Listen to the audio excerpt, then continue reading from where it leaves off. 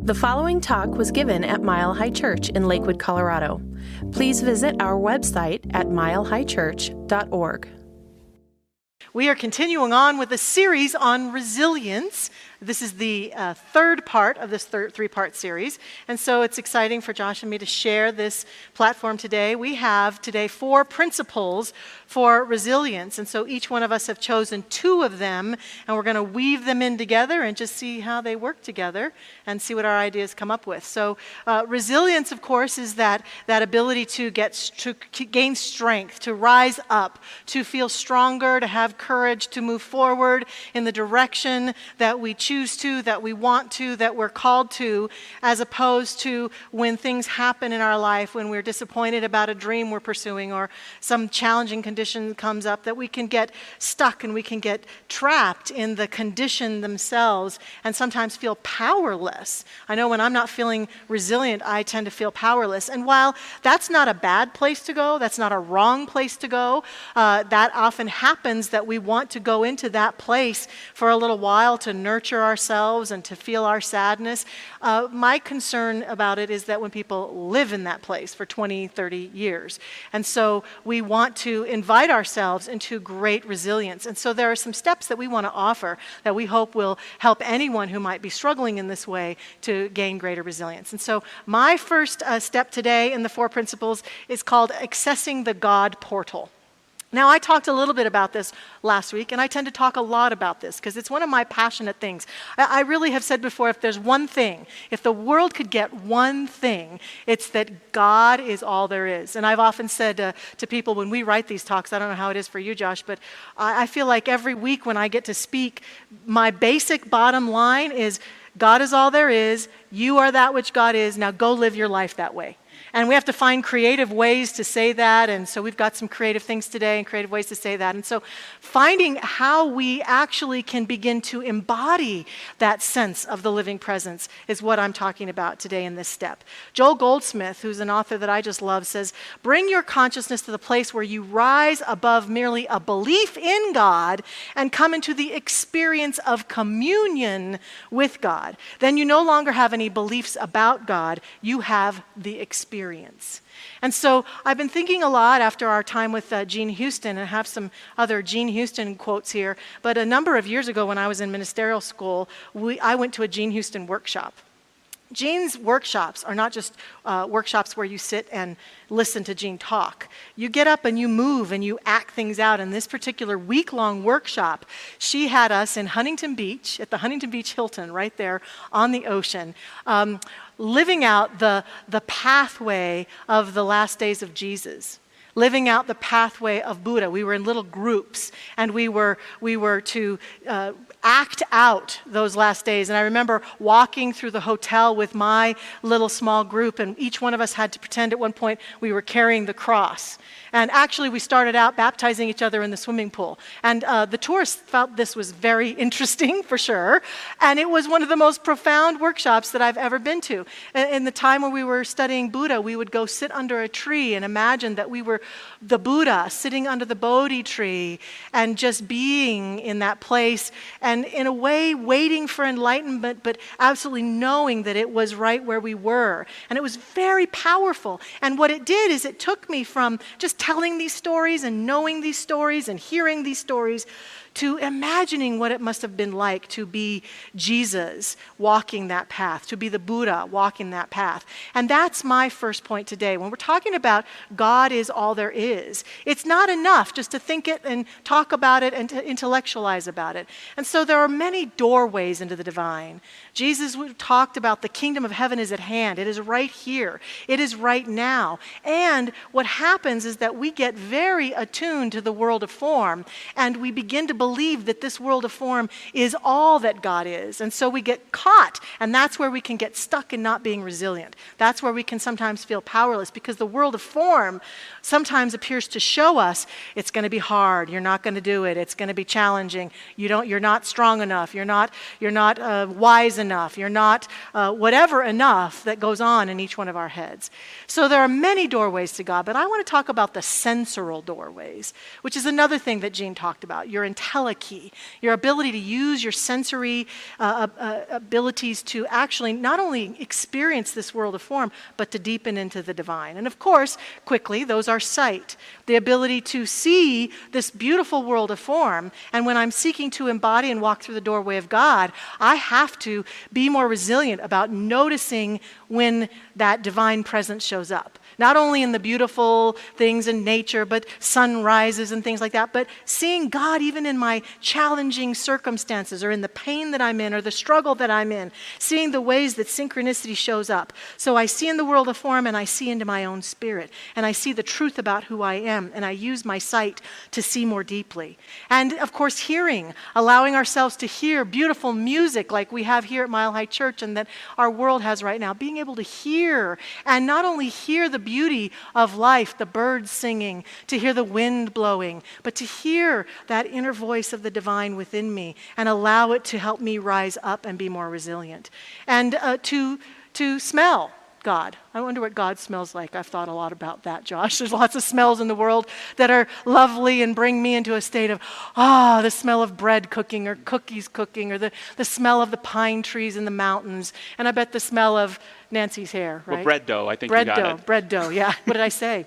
Bread dough. That's Bread what you dough. said. That's okay. the smell of God. That's cooking. the smell of God. Well, geez, I didn't know that. You got it. I was going to think that you would say that Nancy's hair, your daughter's hair, was the smell of God. It is, yeah, yes. Yeah, okay. I think so too. So that smell, that ability to sense, as I'm in those moments of Godhood, what does the divine smell like? What's the smell that I have? And for me, it's often a very sweet smell, almost like incense, to taste the divine and feel the divine, not only in the things that we take into our bodies to nourish ourselves as we bless our food, but to taste the presence of the living Spirit as me and to feel it, to feel that everything that I am touching is the divine in action. And so to live with that life and that discipline, I think can help us encounter life in a way that Joel Goldsmith is talking about and really embrace it.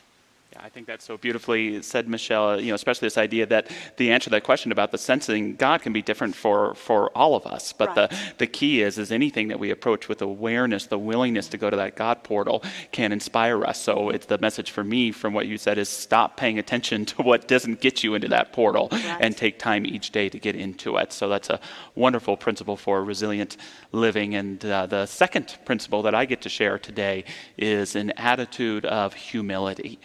And I'd like to begin by asking all of us to think about something that bugs us, something that bothers you. You got something? You got it? People, yes, I got it. People okay. who throw their cigarette butts out of their car. Bugs me. Ugh, okay, I'm glad you didn't say me. Yeah. That's good.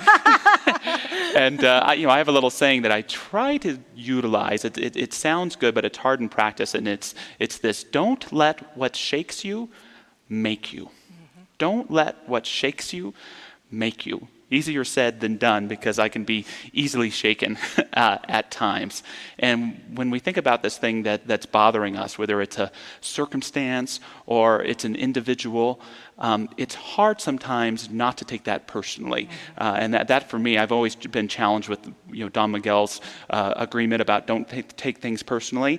That's hard for me. I tend to take everything kind of personally. Or I think Terry Cole Whitaker said, what you think of me is none of my business. I want to get into the cabinets of your mind and find out. But just because I take it personally doesn't mean that I have to fall into the position that it's all about me.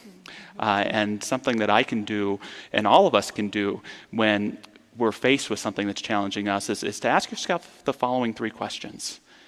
First, is there anything in this challenge or in what this challenging person is saying that I can learn from? Is there some valid feedback in there for me? Is there a lesson to be learned? Because sometimes learning what that is can help us move past what the challenge is. Second is, what does this challenge or this challenging person really want me to know? Sometimes when faced with a problem, we think that the first thing to do is to rush to find a solution. And in my experience, I've learned that the best thing to do is to listen. What does this person really want me to know about them? Even if they're attacking me with a critique that's all about me, what do they want me to know about them? sometimes when I can hear what that is and realize perhaps it's not something negative at all, but a heart, something that's been trapped from being shared, then I can move past that challenge as well. And lastly, could this be for my highest good? Could there be something in this conflict or in this challenge that's for my highest good? And if the answer is no, then we want to get rid of it and probably put boundaries in the middle of that relationship as soon as possible. But if there's an opportunity to better embody the virtues of my heart, the purpose of my living, and to practice those in those situations, I found, even though I may not be thankful for the challenge or the challenging person, I'm thankful for the experience because it's given me the opportunity to practice those virtues in a creative way that helps me pull through it. And there are so many different examples of humility and an attitude of humility. And one of my favorites is just a small story about a woman named Dr. Dorothy Warburton. And she today, or she actually passed away in 2016, but she spent the majority of her career helping women who had miscarriages have babies. She did incredible scientific work, but she grew up in the 40s and 50s when women weren't allowed to do that kind of thing. Her dad had wanted a son, but didn't have one, and so still decided to share his scientific knowledge with Dorothy through her life. And she excelled in school, but even when she graduated high school, her goal, she said, was one day I can be a secretary to a great scientist. And so she didn't know necessarily her own power, but she kept at it. She went and got her bachelor's degree, was encouraged to get her master's, was encouraged to get her doctorate, and she began to get a sense of just how intelligent and talented she was. In her first job, she did make a complaint that there wasn't enough women on committees, and they responded by making her the chairperson of the refreshment committee. Oh my gosh. So it's challenging when the world around you doesn't see your brilliance and challenges you. But what Dorothy did is she dedicated herself to listening to women who had experienced miscarriages in a way that they apparently weren't being heard by the male doctors. Hundreds and hundreds of women, and she went through her own experiences and began to discover genetic aspects that were affecting these things. So today we can say that there are countless babies who have been born and women who've been helped because of the humble work that she has done. And it's a lesson to me that there's a difference between survival and resilience. Survival is just trying to get by with your own skin. Right. Resilience is about recognizing your values and being willing to take them on a faith walk, no matter what your challenges may be. And that's where that attitude of humility comes in. Don't fall into any picture that the world around you may ask you to conform to, other than that vision that God has placed in your heart. Live from that with humility, not with forcefulness, but for a willingness. And it's amazing the adventures of life that unfold. Beautiful. Thank you. And of course, one of the adventures of life that I've brought today are Jedi mind tricks. Principle number 3. Principle number 3. She used the Force to pick that up, by the way. It just went right into her hand. Came to me. I love this. I really do love this. And this was inspired. I love your story that you just told. And this, for me, was inspired by a fictional character. In the Rogue One movie, there's a fictional character who is a Jedi, and he fights. He's blind, and he fights the fights by listening to the Force. And he has an affirmation. It's really fascinating. And I love this because Gene Houston says, as to your story, if you keep telling the same sad, small story, you will keep loving the same sad, small life. And I really resonate with that. And as I watched this character, I thought, well, gosh, this guy isn't even real. Why am I so drawn to him? And as he would go into a fight, he said, the Force is with me, and I'm with the Force. And I fear nothing, for all this is as the Force wills it. And then as he would fight, he would say, I am one with the Force is one with me. I am one with the Force is one with me. And I call it a Jedi mind trick because, of course, this character won most of his fights. He didn't win them all. But even as he was dying, even as he was losing the battle that many of us fear losing the most, he was saying, I am one with the Force, and the force is one with me. And that really inspired me to say that a part of being a resilient person is finding these phrases that are powerful, not just affirmations, not just little things you can say, but that are words of power that can be repeated, that allow me, even in my most challenging, tragic moments of feeling beaten down, that I can say these words and feel empowered. And so those words have rung out to me. I'm one with the force, and the force is one with me. And I think that George, who wrote all those stories, had Ernest Holmes in mind, had our teaching in mind, because I do think that a lot of those stories do talk about the potential of the force or of the divine, the potential that humans have when we recognize that we can transcend the challenges that we face and rise up. But the challenge that it takes is for us to work with that force and to be embodying that force and to call it forth. So this principle, this third principle, is about using my words, my thoughts, and as I'm moving through my most challenging times. And sometimes where that starts is just with, I'm willing. I'm willing to be an instrument of the divine today. I'm willing to see this differently.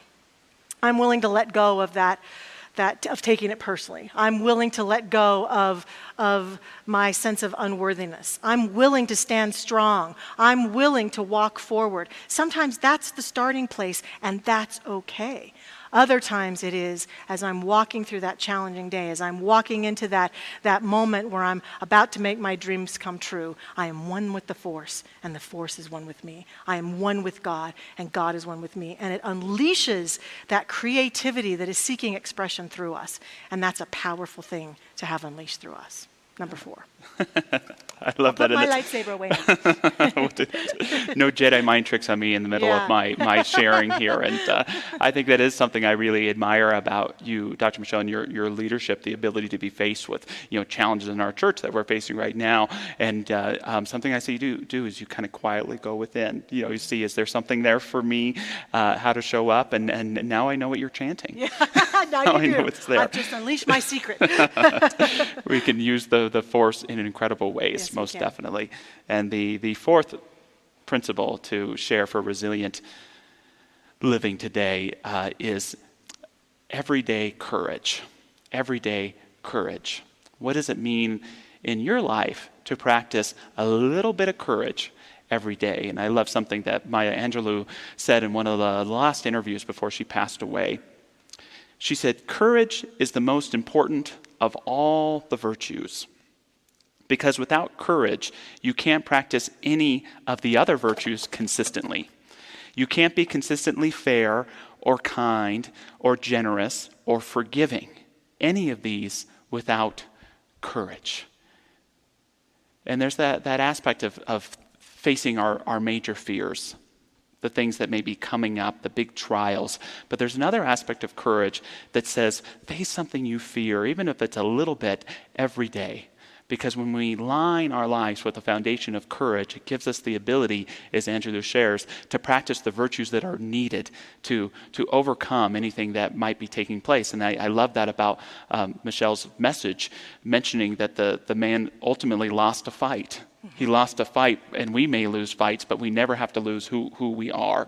We never have to lose what we know. So don't allow that awareness to be hidden, and continue to confront your day with a little bit of courage all the time. I also love how the Irish poet Brendan Behan said it. He said, "Many of our fears are tissue paper thin, and a single courageous step would carry us clear through them."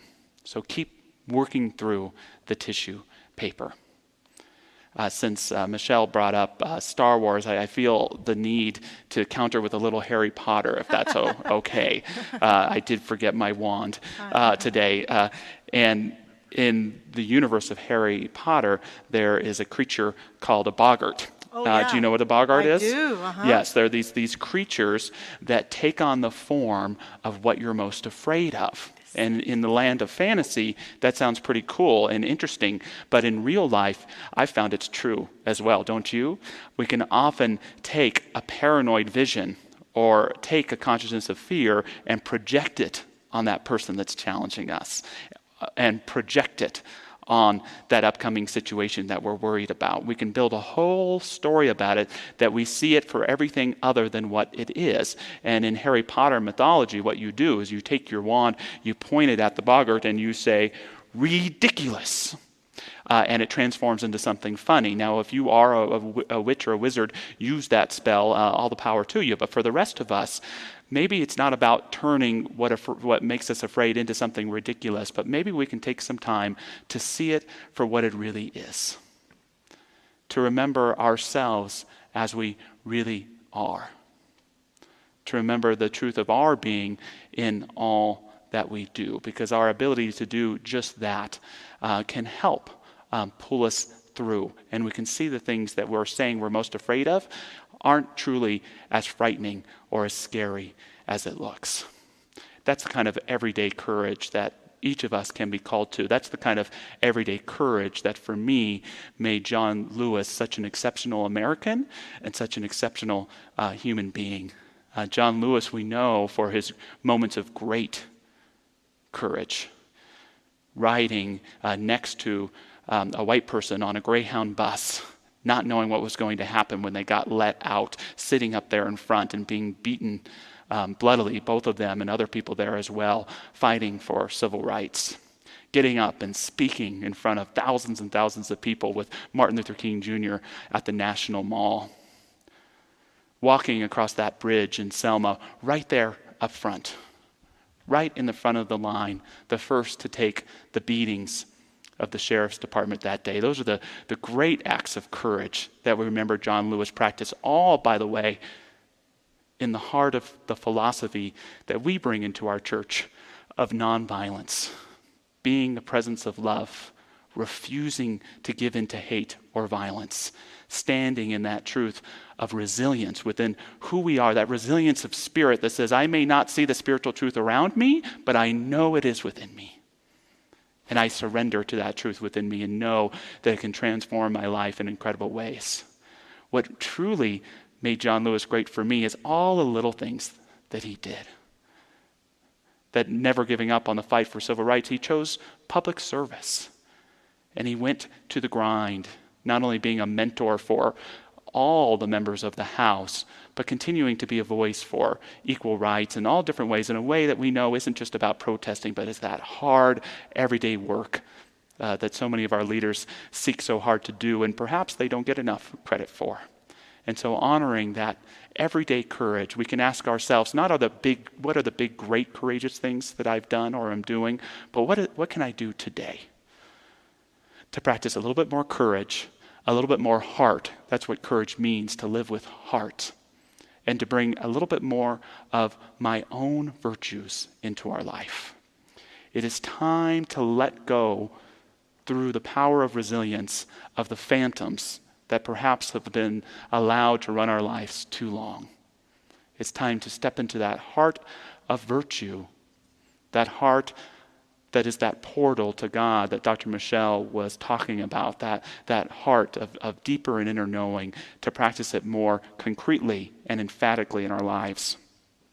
I love how Elizabeth Gilbert put it in one of her most recent books called Big Magic, which is about working with creativity, but to me it's just as much about working with your own inner courage. She says, "Who the hell do you think you are?" your darkest interior voices will demand. "It's funny you should ask," you can reply. "I'll tell you who I am. I am a child of God, just like anyone else. I am a constituent of the universe. I have the invisible spirit benefactors who believe in me and who labor alongside me. The fact that I am here at all is evidence that I have the right to be here. I have a right to my own voice and a right to my own vision. I have a right to collaborate with creativity because I myself am a product and a consequence of creation. I'm on a mission of artistic liberation, so let the girl go. See," Gilbert says, "now you're the one doing the talking." Any final thoughts on resilience for us, Michelle, before we close with prayer? No, I think those beautiful words that you just read really say it all, and I loved all your great points. I got really had energy. I think it's those practitioners in this room. I've just been flooded with energy here today, so I'm just standing here going, whoa, I'm vibrating like crazy. It's So great to have the energy, and the force is strong in you. the force is strong in you, me on one. And the force is strong in you as well, and it's such an honor to ask all of our practitioners in the room to stand up and join us as we move into an affirmative prayer. Simply acknowledging the Spirit of life alive in us today. May we make that commitment to make this Spirit and living from the Spirit the primary action of our lives. We let nothing come first but that which leads to a deeper realization and embodiment and practice of love. And I know that as we embody and practice just this, that the very heart of resilience, which is the very heart of that ancient saying, Emmanuel, God is with us, God is with you, God is with me, God is with all of us. We bring forth that resilient spirit, bringing forth the hidden truths of invisible things. That greater sense of unity, that greater sense of equity, that greater sense of self-understanding, that greater sense of authenticity, that greater demonstration of healing. The epiphany of deeper knowing, that ability to live life not on low but on high, appreciating the gifts in each and every moment and knowing that as we do so, we become the gift ourselves. A gift for our own consciousness, a gift for those we love, a gift for those who are hurting, who are suffering, who are sick, who feel alone or discriminated against. Each of us all together can step into that great light of inner knowing and be it for ourselves, for others, and the planet. That is the sacred call of all practitioners, which is you, which is me, which is all of us, to practice love, to practice resilience, to practice that deeper truth we know in our heart to be and allow it to become with that much more clarity, that much greater tangibility, that much greater, creating that space that is in the interest of the highest and best for all. So in love, in healing, and in grace, we allow it to be and become. And so it is. Amen. Thank you for listening to the Mile High Church podcast. This podcast is made possible by the generous contributions from listeners like you. If you'd like to make a donation, please visit us at milehighchurch.org. Have a fabulous day.